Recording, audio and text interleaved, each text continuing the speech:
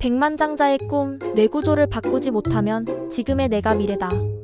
혹시 백만장자의 꿈을 꾸어본 적 있나요? 그런데 현실은 어떠신가요?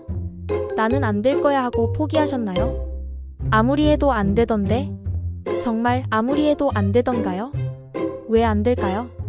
우리는 왜 꿈을 이루지 못할까요? 그것은 우리의 뇌구조가 제대로 배열되어 있지 않기 때문입니다. 지금의 뇌구조라면 지금의 내 모습이 그대로 미래의 내 모습이 되지 않겠습니까? 지금처럼 살고 싶으십니까?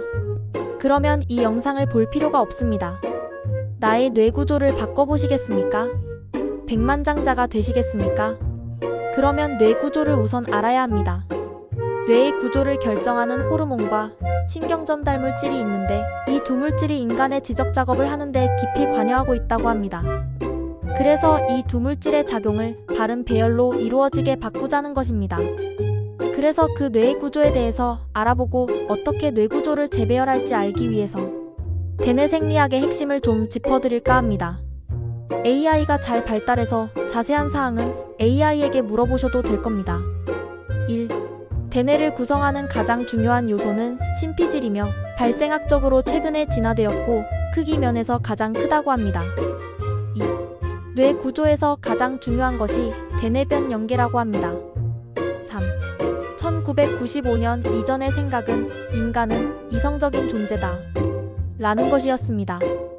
당시의 뇌 연구에 의하면 대뇌의 심피질은 지성과 이성을 담당한 곳이고 그 아래에 있는 변연계는 머릿속에서 감정을 담당하는 중심지였다고 하며 뇌 영역들은 서로 연결되어 있지 않기 때문에 서로 독립적으로 작용했어야 했다고 생각했습니다.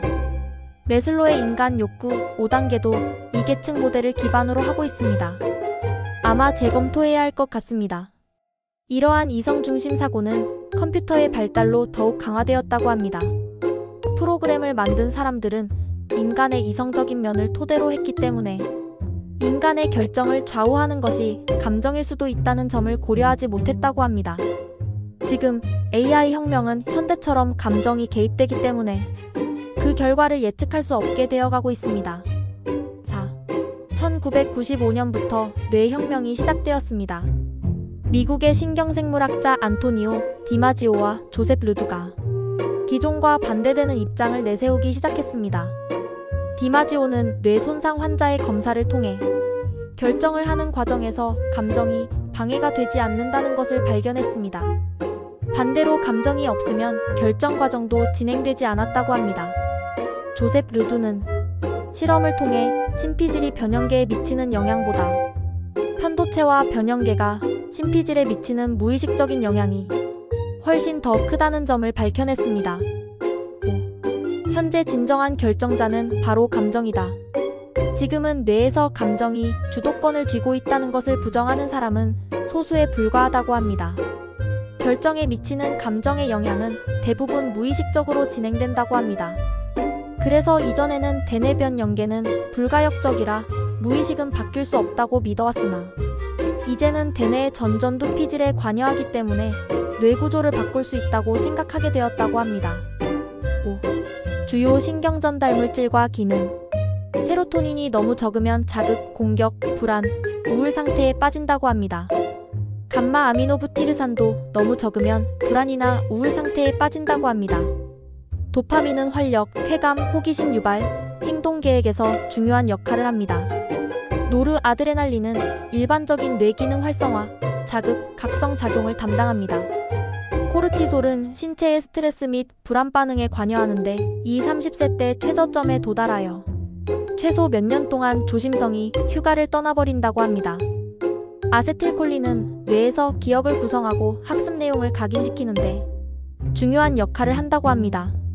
테스토스테론은 낙관적이고 공격적, 투쟁적인 성향을 강화시키는 효과가 있다고 합니다. 사춘기의 시작과 함께 분비가 늘어 농도가 진해지며 이 30세 무렵 절정에 이른다고 합니다. 에스트로겐도 이와 비슷하다고 합니다. 이상 호르몬과 신경전달 물질이 인간의 지적 활동에 관여하며 뇌 구조를 재배열하는 데 관여한다고 합니다.